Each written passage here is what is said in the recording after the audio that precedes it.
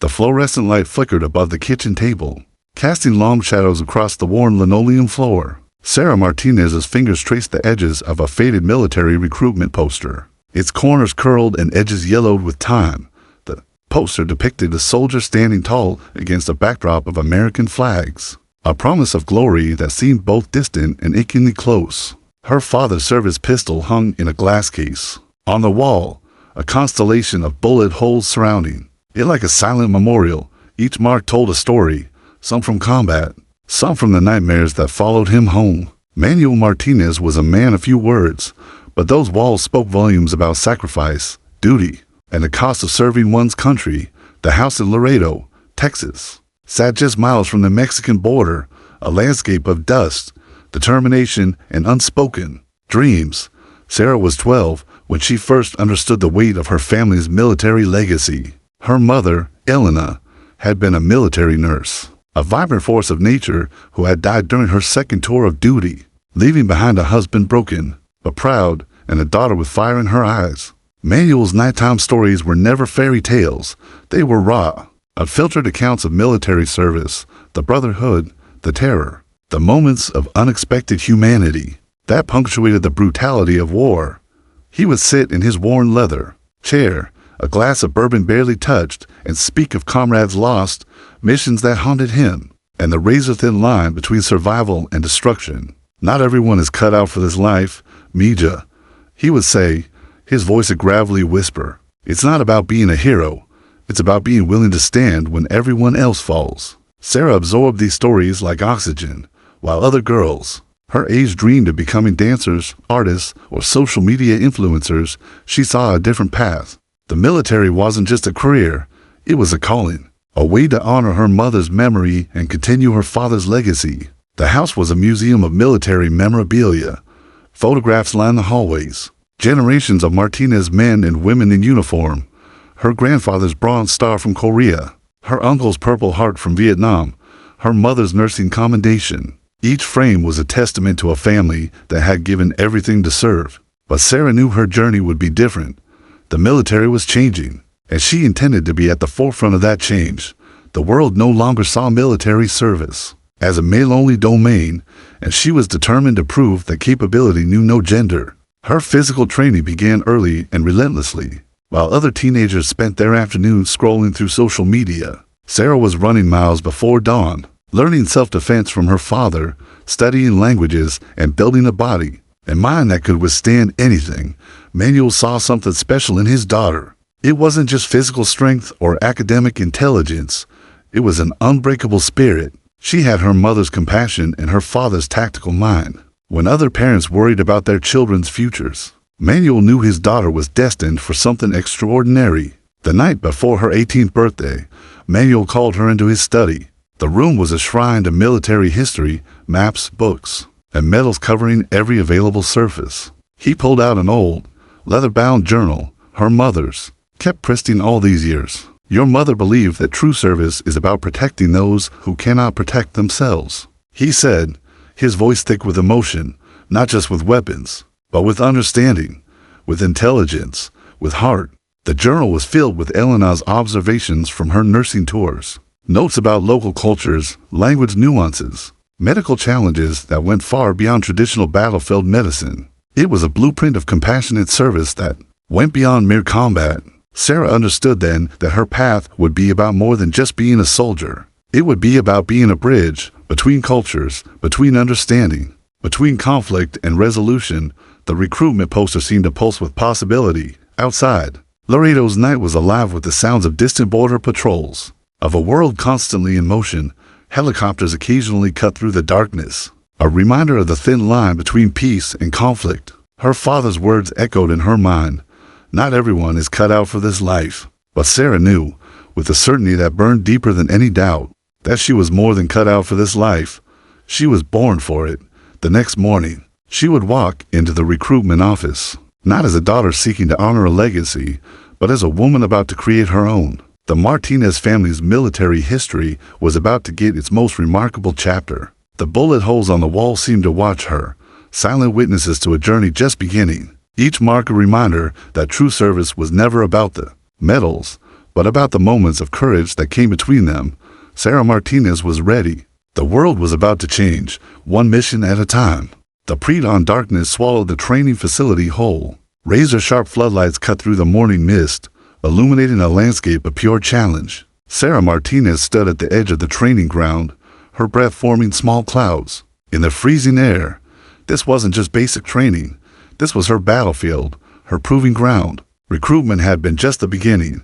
The moment she walked into the processing center, she felt the weight of every skeptical glance, every raised eyebrow. Women in special operations were still the exception, not the rule. But Sarah had never been one to follow rules. She was here to rewrite them. Her first week was a crucible of physical and mental torture designed to break the unprepared. While other recruits struggled, Sarah found a rhythm. Each obstacle was a puzzle to be solved. Each challenge a personal affront to be conquered. Pull-up bars became her meditation. Running tracks her sanctuary. She didn't just meet the male standards, she obliterated them. The physical training was brutal. 5-mile runs before breakfast became her warm-up. 100-pound rucksack marches that made seasoned soldiers groan were her version of a casual stroll. But Sarah understood that physical strength was just the foundation. Her real weapon would be her mind. Language became her first true love. While other recruits dreaded language training, Sarah dove in with a mathematician's precision and a poet's passion. Arabic rolled off her tongue like she'd been born speaking it. Pashto became a complex musical score that she mastered note by note. Her instructors watched in disbelief as she picked up dialects that most soldiers spent years struggling to understand. Intelligence wasn't just about linguistics. Sarah consumed military strategy like oxygen. She studied historical battles not as distant events, but as living, breathing puzzles of human psychology and tactical brilliance. Napoleon's campaigns, the guerrilla tactics of the Viet Cong, Israeli Special Forces precision. She absorbed every detail, understanding that true strategy was about understanding people, not just terrain. Her tactical training became legendary among her instructors. During simulation exercises, she didn't just complete missions. She reimagined them. Where others saw barriers, she saw opportunities. A blocked route became a chance for creative navigation. A communication breakdown transformed into an opportunity for innovative problem-solving. The psychological evaluations were her true test. Stress scenarios that broke seasoned soldiers became her playground. Trapped in simulated enemy territory, sleep-deprived with limited resources, Sarah's mind became a weapon more dangerous than any firearm. She didn't just survive these scenarios, she thrived in them. Her fellow recruits began to see her as something more than just another soldier. Some were intimidated, others inspired. She wasn't trying to prove she was as good as a man. She was proving she was in a category entirely her own. Gender became irrelevant in the face of her raw capability. One particularly grueling exercise pushed everyone to their absolute limits. A 72-hour survival scenario in the unforgiving terrain of a simulated Middle Eastern desert. Temperatures soared past 110 degrees, water was rationed, and the psychological pressure was intentionally designed to break even the strongest spirits. While others faltered, Sarah found her true self. She navigated the terrain with an almost supernatural intuition, using minimal resources with maximum efficiency. When a teammate collapsed from heat exhaustion, she didn't just provide medical assistance. She strategized an entire extraction plan that saved not just one life, but potentially the entire mission. Her linguistic skills became her secret weapon. During a communication intercept exercise, she didn't just translate, she understood the cultural nuances, the unspoken tensions between words. It was like she could read the very psychology of communication. The special operations community began to take notice. These weren't just training reports anymore. They were warning signs of a potential game changer.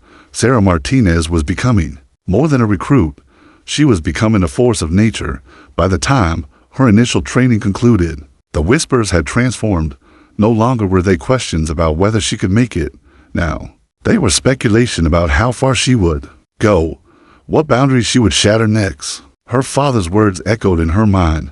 Not everyone is cut out for this life. Sarah had done more than prove she was cut out for this life. She had redefined what that life could mean. The military had created training to find its strongest soldiers. Instead, they had created Sarah Martinez, a weapon more complex and powerful than they could have ever imagined.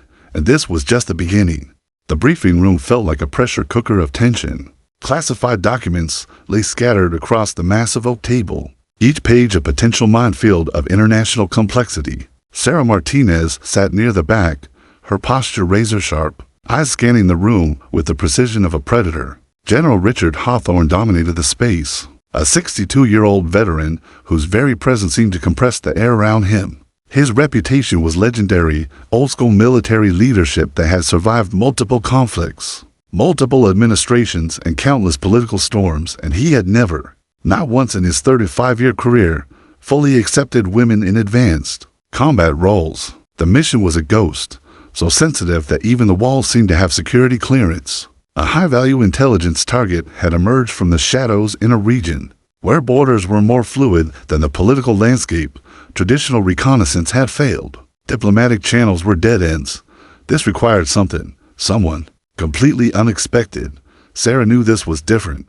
This wasn't just another assignment. This was a test. Intelligence reports painted a complex picture. The target was Ahmed al-Rashid, a strategic facilitator who moved between terrorist networks and international political circles like a phantom. He wasn't just a person. He was a living network, a human spider web of connections that had frustrated multiple international intelligence agencies. The initial briefing was a masterclass in understatement. Satellite imagery intercepted, communications, financial tracking. Each piece of evidence was a fragment of a larger, more dangerous puzzle. Al-Rashid had become a ghost, moving through conflict zones with an ability that seemed to defy traditional intelligence tracking. General Hawthorne's initial recommendation was a standard special ops team, all male, all with multiple tours, in high-risk zones. But the intelligence division had a different perspective. They had been studying Sarah's file, her linguistic capabilities, her unconventional approach to tactical problems. Martinez speaks 3 critical dialects with native fluency, Colonel Jennifer Roberts presented, her voice cutting through the room's skepticism. Her psychological profile shows adaptive intelligence that traditional operators simply don't possess. The pushback was immediate and visceral. Hawthorne's face became a landscape of controlled anger. "This isn't some diplomatic mission," he growled. "We're talking about a high-risk extraction in a region where women are viewed as less than second-class citizens. How exactly do you propose she operates?" The room went silent. Sarah knew this moment was her crucible. Her dossier was extraordinary. Beyond her linguistic skills, she had spent 2 years studying the cultural nuances of the region. Not just language, but the intricate social dynamics, the unspoken communication that existed beneath formal interactions. She understood the region in a way that went beyond typical military intelligence. The mission profile was a nightmare of complexity. Al-Rashid was suspected of facilitating a massive weapons transfer that could destabilize an already volatile region. Traditional approaches had failed repeatedly. They needed someone who could move like water, adaptable, invisible, capable of reading the smallest social cues. Sarah's preparation had been relentless. She had studied not just the language, but the clothing, the mannerisms, the micro-expressions that could mean the difference between successful infiltration and immediate exposure. Her training went beyond physical capabilities.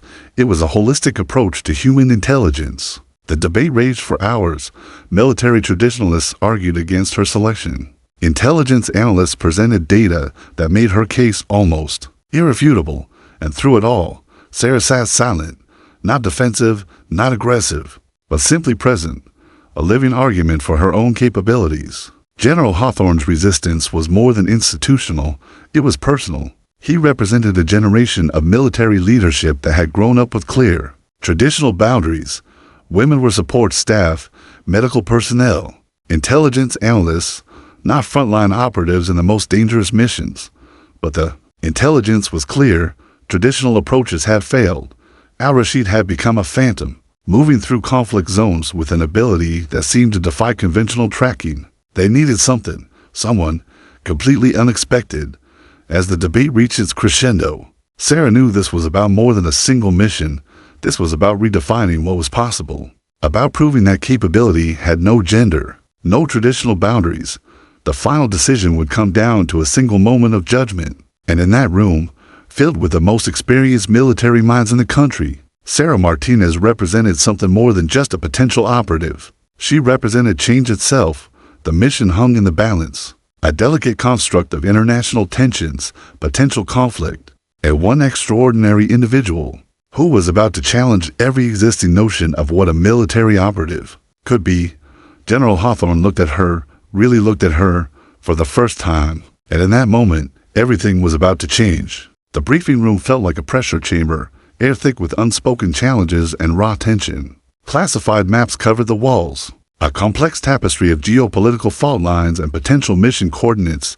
General Hawthorne stood at the head of the table, his presence a physical force that seemed to compress the very oxygen around him. This communication protocol, he began, his voice a gravelly challenge, is something only Navy SEALs truly understand.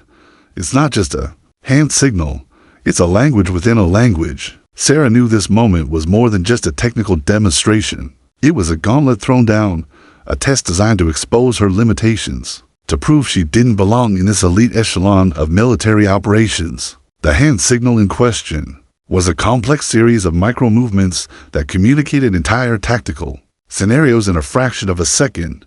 It was developed in the most extreme combat environments, places where sound could mean death, where a single misinterpreted gesture could compromise an entire mission. Hawthorne's demonstration was deliberate. Each movement was precise, calculated. His hand moved with the muscle memory of decades of special operations experience. Fingers curled, extended, rotated, a silent symphony of military communication that spoke volumes in absolute silence. This isn't something you learn in a classroom, he said, his eyes locked on Sarah. This is battlefield language, pure and simple. The room was a minefield of skepticism. Senior officers exchanged knowing glances. Some looked almost eager to see her fail, to have their preconceptions validated. Others watched with a more nuanced interest, hoping, perhaps, to see something different. Sarah's response was immediate and unexpected. Her hand moved, not a mimicry, not a desperate attempt to prove herself, but a perfect, absolutely precise execution of the hand signal. Each micro-movement so exact that it was like watching a carbon copy of Hawthorne's demonstration. The room went dead silent. It wasn't just the accuracy, it was the context, the subtle additional information encoded in the gesture, a refinement that suggested not just memorization, but true understanding. Where Hawthorne's signal was textbook, Sarah's was poetry. The general's face transformed through a series of emotions. First, shock, then a flicker of something else, respect, perhaps, maybe even a hint of fear. Where did you learn that? He demanded, his voice a controlled explosion. Sarah's response was calm, almost matter-of-fact. I studied with a retired SEAL instructor who specialized in advanced communication protocols, part of my linguistic and tactical training. But it was more than just training. This was a lifetime of preparation compressed into a single moment. Her mother's nursing journals, her father's stories of battlefield communication, her own relentless pursuit of understanding, it all converged in this singular gesture. The hand signal was more than a technical skill. It was a language of survival, of precision, of human connection under the most extreme circumstances. Each movement told a story of potential threats, of tactical positions, of split-second decisions that could mean life or death. Hawthorne recovered quickly, but the moment had changed everything. The dynamic in the room had shifted. This was no longer about whether Sarah could be part of the mission. This was about recognizing her as a true operator. Explain the additional context in your signal, he challenged, expecting her to falter. Sarah broke down the signal with surgical precision, not just the physical movements, but the cultural and contextual nuances. How a slight rotation of the wrist could indicate terrain complexity. How the angle of a finger could communicate the difference between a potential threat and an active hostile. It was a masterclass in communication that went far beyond military protocol. The other officers in the room began to shift. Skepticism transformed into genuine interest. This wasn't about gender anymore. This was about capability, about understanding at a level that transcended traditional boundaries. Hawthorne knew he was witnessing something extraordinary, a moment that would be remembered not as a breakthrough for women in military operations, but as a breakthrough in understanding human potential. The hand signal became more than a technical skill. It became a symbol, a representation of everything Sarah represented: adaptability, precision, an ability to understand and communicate in ways that defied traditional expectations. As the briefing continued, the room's energy had fundamentally changed. The challenge had been issued, the response had been delivered, and nothing would be the same again. Sarah Martinez wasn't just proving she could be part of the mission. She was redefining what a mission could be. The hand signal hung in the air, a silent testament to a moment that would change everything. The landscape was a nightmare of geological complexity. Jagged mountains pierced the sky the color of bruised steel, creating a terrain that was more weapon than landscape. Sarah Martinez moved like a shadow, her team of 4 elite operatives trailing. Behind her, each step calculated with surgical precision. Their target was a ghost, Ahmed Al-Rashid, the strategic facilitator who had eluded multiple international intelligence agencies. But this wasn't just another extraction mission. This was a high-stakes chess match where the board was constantly shifting, and the pieces were living, breathing human beings. Communication was their lifeline. In this terrain, sound was a death sentence. Their specialized hand signals became a language more complex than any spoken words. Sarah's linguistic skills and tactical training transformed into something beyond military protocol, a living, breathing strategy that kept them alive. The first sign of trouble came 3 days into the mission. A small village nestled in a mountain valley, seemingly innocuous. But Sarah's instincts screamed danger. Her team trusted her without question. The hand signals came fast, precise, a warning that spread through the team like an electric current. 2 minutes later, the first ambush hit. It wasn't a traditional attack. These were not simple insurgents, but a sophisticated network with military-grade training, precision-placed explosives, carefully orchestrated fire zones, communication systems that seemed to anticipate their every move. Sarah's response was instantaneous. Where others would have sought cover, she saw the attack as a complex puzzle to be solved. Her mind was already mapping potential escape routes, analyzing the attackers' communication patterns, identifying the weak points in their strategic approach. "We're not running," she signaled to her team. "We're fighting smart." The next 30 minutes became a masterclass in tactical adaptation. Sarah used the terrain like a living weapon. A rocky outcropping became a communication hub. A narrow mountain pass transformed into a strategic choke point. Her team moved with a fluidity that defied traditional military doctrine. Her linguistic skills became a weapon more dangerous than any firearm. Intercepted radio communications revealed more than just tactical information. She could read between the lines, understand the cultural nuances, the psychological tensions that drove their opponents. An injured team member could have been a mission-ending scenario, but Sarah's medical training, learned from her mother's nursing journals, turned a potential catastrophe into a manageable challenge. Field medical treatment became another strategic calculation: how to treat, how to move, how to continue the mission. The mountain became a living organism. Every rock, every patch of scrub vegetation was both potential cover and potential threat. Sarah's team wasn't just surviving, they were rewriting the rules of engagement.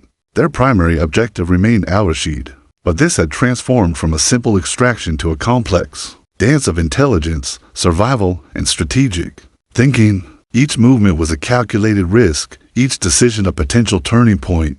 Communication intercepts revealed something deeper. Al-Rashid wasn't just a target. He was a linchpin in a complex network of international arms dealers, political destabilizers, and strategic facilitators.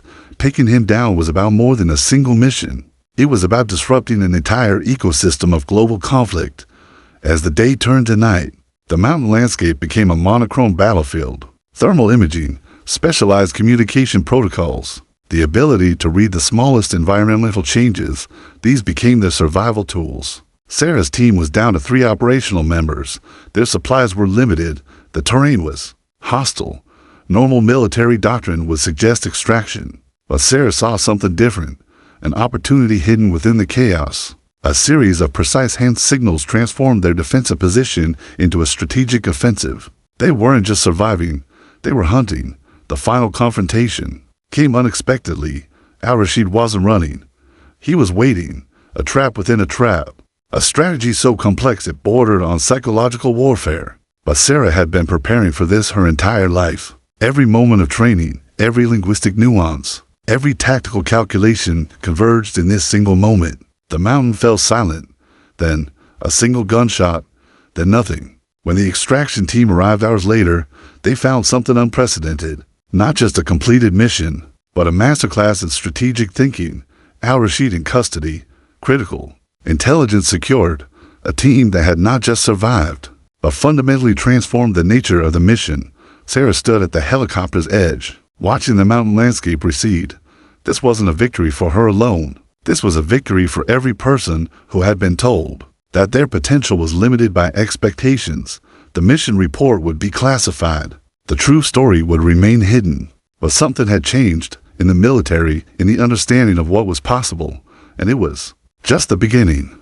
The aftermath of the mission was never going to be simple. Sarah Martinez understood this from the moment she stepped back onto American soil. Success in the field meant nothing if the institutional machinery decided to bury her achievements. The first signs of resistance came subtly.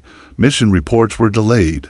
Her detailed intelligence findings received cursory reviews, where other operatives would have received immediate commendation. Sarah found herself navigating a labyrinth of bureaucratic resistance. General Hawthorne led the charge of institutional pushback. His office became a fortress of traditional military thinking, a bulwark against the changes Sarah represented. Every piece of her mission was dissected, not to understand its brilliance, but to find potential weaknesses. The classified debrief was a battlefield of a different kind. Conference rooms replaced mountain terrain, but the tension was just as lethal. Senior officers picked apart every decision, every communication, every strategic choice. Sarah sat calm, her posture perfect, her mind a razor-sharp tool of precision. The risks you took were unacceptable, Colonel Richard Bennett argued, his fingers drumming a hostile rhythm on the conference table. Conventional extraction would have been safer. Sarah's response was measured. Conventional extraction would have failed. The mission required adaptive thinking, but it wasn't just about the mission. This was about challenging an entire system of military operation that had existed for generations. Each question was a probing attack, each answer a defensive maneuver in an ongoing war of institutional perception. Intelligence reports began to mysteriously disappear. Her comprehensive analysis of the Al-Rashid network was redirected, compartmentalized, stripped of its most crucial insights. It was a death by 1,000 bureaucratic cuts, a systematic attempt to minimize her achievements. Her linguistic and cultural intelligence, the very thing that had made the mission successful, became a target. Traditional military thinking struggled to understand an approach that went beyond conventional tactical doctrines. Sarah began collecting evidence, every delayed report, every redirected communication, every attempt to marginalize her contributions. She understood this battle would be won not on a mountain battlefield, but in the intricate world of military bureaucracy. Her allies were few, but powerful. Colonel Jennifer Roberts from intelligence became a critical support, a veteran who had fought her own battles against institutional resistance. Roberts saw in Sarah a potential for transformative change. "They're trying to break you," Roberts told her during a private meeting. "Not just you, everything you represent." The resistance wasn't just about Sarah. It was about maintaining a status quo that had defined military operations for generations. Women in special operations weren't just a tactical change. They represented a fundamental reimagining of military capability. Psychological evaluations became another battleground, where male operatives' risk-taking was celebrated. Sarah's strategic choices were scrutinized as potential liability. Each decision was filtered through a lens of gender bias, each success potentially diminished before it could be recognized. Her family became her anchor. Her father, Manuel, understood institutional resistance better than most. Veteran of multiple conflicts, he had seen how bureaucracies protected themselves. Her mother's nursing journals became a source of unexpected strength. Documentation of how breaking barriers was never a single moment, but a sustained effort. Sarah began building her case with the same strategic precision she had used in the field. She collected every scrap of evidence, every communication, every mission detail. Her linguistic skills became a weapon. She could read between the lines of official documentation, understanding the unwritten narratives. The intelligence community was divided. Some saw her as a threat to traditional operations. Others recognized her as the future of military intelligence. The Al-Rashid mission had been too successful to be completely buried, but that didn't stop the attempts to minimize its significance. Technical reports became her primary battlefield. She documented everything: communication protocols, strategic decisions, the precise ways her approach differed from conventional methods. Each report was a surgical strike against institutional resistance. Her team from the mission became unexpected allies. Special ops personnel who had witnessed her capabilities firsthand began to speak up. Their testimonials became a counterweight to the bureaucratic attempts to marginalize her achievements. The psychological warfare was intense. Delayed promotions, cryptic performance reviews, subtle professional obstacles, each was a calculated attempt to push her towards resignation. But Sarah had been preparing for this her entire life. Resistance was not a challenge. It was an opportunity. As weeks turned into months, the battle became clear. This wasn't just about one mission or one operative. This was about fundamentally changing how the military understood capability, adaptability, and human potential. General Hawthorne continued to be her primary antagonist. Each meeting was a carefully choreographed dance of institutional power and individual determination. But Sarah was learning to use the system's own mechanisms against it. Her mother's words, preserved in old nursing journals, became her mantra. Change doesn't happen in dramatic moments. It happens in persistent, strategic actions. The resistance was far from over, but Sarah Martinez was just getting started. This was her real mission, and she was going to win. The independent investigation arrived like a thunderbolt, its unexpected force capable of shattering the carefully constructed walls of institutional resistance. It began with a series of encrypted communications from the highest levels of military intelligence. Someone had been watching. Someone had been collecting evidence beyond the reach of General Hawthorne's influence. Colonel Jennifer Roberts emerged as the unexpected architect of Sarah's salvation. She had been meticulously building the case, collecting every shred of evidence, every mission detail, every piece of intelligence that demonstrated the extraordinary nature of Sarah's operational capabilities. The review board was a collection of the military's most respected strategic minds, retired special ops commanders, intelligence directors, strategic analysts who had seen every possible variation of military operation. They were not easily impressed. They were not interested in political narratives or gender dynamics. They were interested in results. The classified documents told a story far more complex than any single mission report. Sarah's linguistic capabilities weren't just a skill. They were a strategic weapon. Her ability to understand cultural nuances, to read between the lines of intercepted communications, had prevented potential international incidents that would never make the official record. The Al-Rashid mission was deconstructed with surgical precision. Each decision, each communication, each strategic choice was examined under a microscope of military analysis. What emerged was not just a successful mission, but a fundamental reimagining of operational strategy. Sarah sat before the review board, her posture perfect, her mind a carefully calibrated instrument of precision. She didn't plead her case. She presented it. Her documentation was extraordinary. Not just mission reports, but a comprehensive analysis of how traditional operational methods failed in modern complex geopolitical landscapes. Each page was a testament to adaptive intelligence, to a way of thinking that transcended traditional military doctrine. The board members exchanged glances. These were not bureaucrats. These were warriors who had spent decades understanding the most complex strategic challenges, and they recognized something extraordinary when they saw it. General Hawthorne's attempts to minimize her achievements began to crumble. His own mission reports, when compared to the comprehensive intelligence Sarah had gathered, looked almost primitive. Where he saw tactical limitations, she saw strategic opportunities. The linguistic analysis alone was groundbreaking. Sarah had not just translated communications, she had decoded entire networks of international conflict. Her understanding went beyond language, touching the very psychology of international relations. Her mother's nursing journals, meticulously preserved and now part of her comprehensive portfolio, became an unexpected weapon. They demonstrated a holistic approach to understanding human complexity that went far beyond traditional military thinking.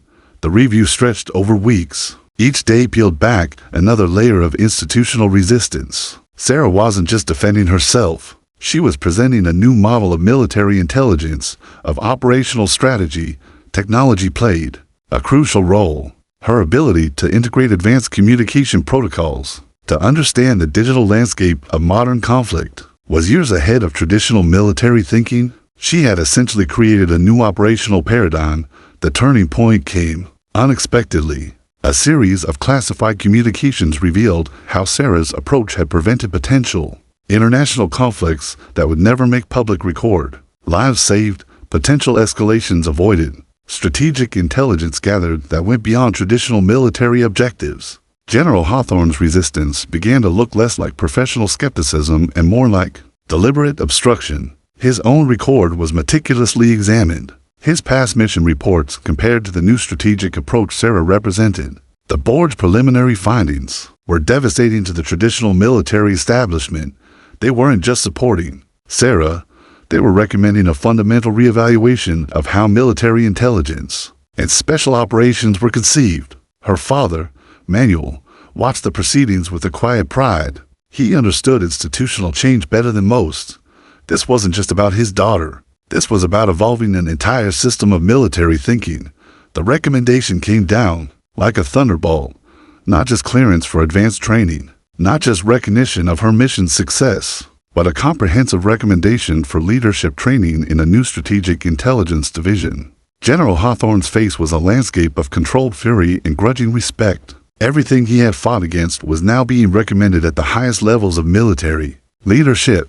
Sarah wasn't just being validated, she was being recognized as a fundamental agent of change. The military had the choices, adapt or be left behind, and Sarah Martinez had ensured they would adapt.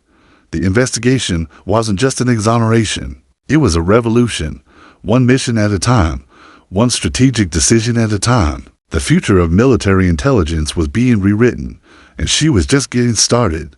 The transformation was never going to be quiet. Sarah Martinez became more than an individual success story. She became a catalyst that would reshape the entire landscape of military operations. Her first assignment in the newly created Strategic Intelligence Adaptation Unit was nothing short of revolutionary. The program wasn't just about training operatives. It was about fundamentally reimagining how intelligence and special operations could function in a rapidly changing global landscape. The training facility became her laboratory. Traditional military doctrine met adaptive intelligence, creating a new approach that challenged everything that had come before. Young operatives, men and women from diverse backgrounds, looked to her not just as an instructor, but as a living proof of what was possible. Her curriculum was a masterpiece of strategic thinking. Language wasn't just about translation. It was about understanding cultural complexity. Communication protocols went beyond traditional military hand signals, becoming a sophisticated system of adaptive intelligence gathering. Each lesson was a deconstruction of old limitations, a reconstruction of what operational excellence could mean. The military establishment watched carefully. Some saw her as a threat. Others recognized her as the future. Speaking circuits became another battlefield. Sarah didn't just speak to military audiences. She addressed international security conferences, academic institutions, policy think tanks. Her message was clear. The future of global security wasn't about traditional strength, but about adaptive intelligence. Her mother's nursing journals, now published as part of a groundbreaking text on holistic strategic thinking, became required reading in multiple military and intelligence training programs. Elena Martinez's legacy of compassionate, intelligent service lived on through her daughter's work. The hand signal that had once been a challenge from General Hawthorne became a symbol of transformation. It was taught in training programs, discussed in strategic analysis courses. A moment of defiance had become a metaphor for institutional change. But Sarah's impact went far beyond training programs. She began to reshape how intelligence was gathered, processed, and utilized. Her approach integrated technological innovation, cultural understanding, and adaptive strategic thinking in ways that previous generations could never have imagined. International operations became her proving ground. Missions that would have been impossible under traditional thinking became successful through her adaptive approach. Conflict prevention became as important as conflict resolution. Intelligence gathering transformed from a reactive to a proactive strategy. Her team became a model of diversity and capability. Gender, cultural background, linguistic skills.